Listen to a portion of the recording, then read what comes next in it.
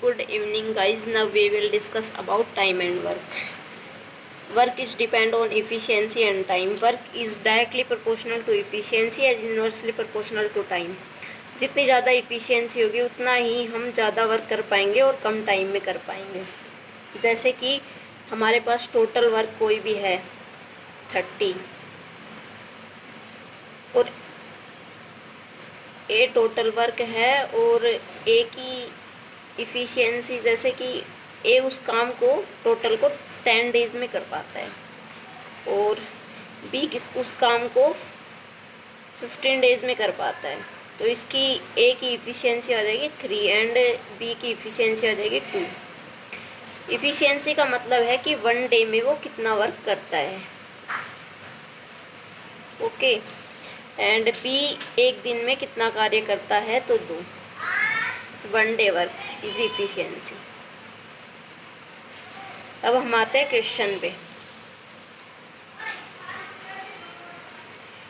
A can do a work in 6 days and B in 9 days. How many days will both the together to complete the work? A किसी कार्य को 6 दिन में करता है और B उस कार्य को 9 दिन में करता है, तो how many days will both take together? तो वो दोनों मिलकर उसी काम को कितने टाइम में कंप्लीट कर पाएंगे। तो now we will take LCM A and B. A and B का हम LCM लेते हैं, कॉमन फैक्टर, जिससे कि इजीली हो जाता है ये क्वेश्चन। तो ए उस कार्य को 6 डेज़ में कर पाता है और बी किसी कार्य को 9 डेज़ में कर पाता है। तो now we will take LCM A and B 9 and 6 का, तो ये हो जाएगा 36। तो ए की इफ़िशियंसी एक दिन की आ जाएगी 6 और बी की इफ़िशियंसी आ जाएगी 4।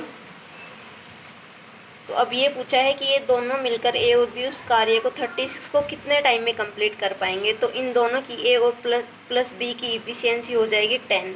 तो 36 टोटल वर्क है और इनकी एक दिन की इफ़िशियंसी है 10। तो ये कर पाएंगे कितने में, ए प्लस बी उस कार्य को 36/10, 3.6 डेज में। Okay,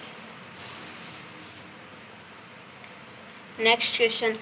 A, B and C can complete a piece of work in 12 days, 24 days and 36 days respectively. In how many days will they together complete the same work? A, B और C किसी कार्य को 12 दिन, 24 दिन और 36 दिन में कर पाते हैं, तो वे तीनों मिलकर उसी कार्य को कितने टाइम में कंप्लीट कर पाएंगे। तो now we will take LCM A 12 दिन में, B 24 दिन में, C 36 दिन में।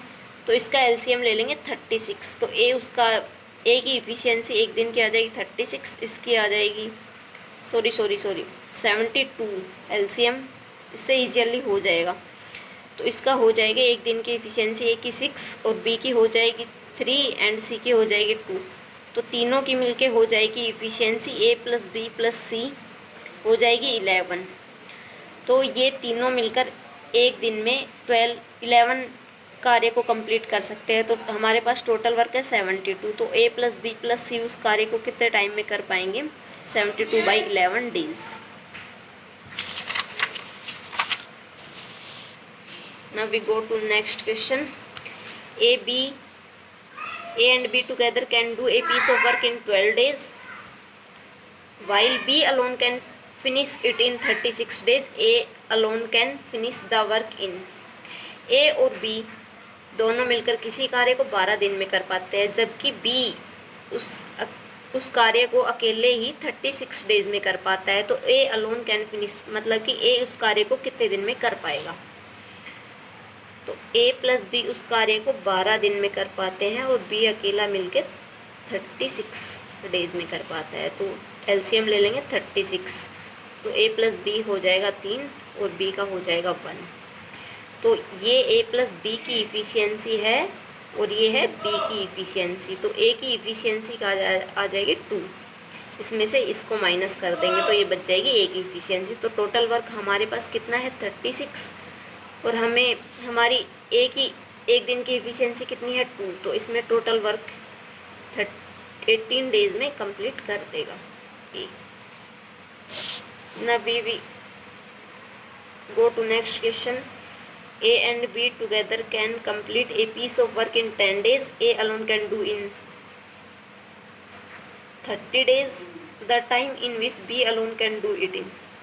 कोई भी कार्य है जिसको A और B मिलकर उस कार्य को 10 दिन में कर पाते हैं और A अकेला इसी कार्य को 30 दिन में कर पाता है, तो B उस कार्य को अकेले कितने दिन में कर पाएगा? A प्लस B उस कार्य को कर पाते हैं 10 डेज में और A अकेला कर पाता है 30 डेज में। तो हम इसका एलसीएम ले लेंगे 30, तो A प्लस B की एक दिन की इफ़िशियंसी आ जाएगी 3 और A की आ जाएगी 1। तो ये A प्लस B की हो गई, ये ओनली A की हो गई, तो B की क्या आ जाएगी 2। तो B उसी कार्य को कितने दिन में कर पाएगा? टोटल वर्क हमारा कितना है 30, तो डेज कितने आ जाएंगे? वर्क टोटल अपॉन में इफ़िशियंसी एक दिन की, तो ये हो जाएगा 15 डेज।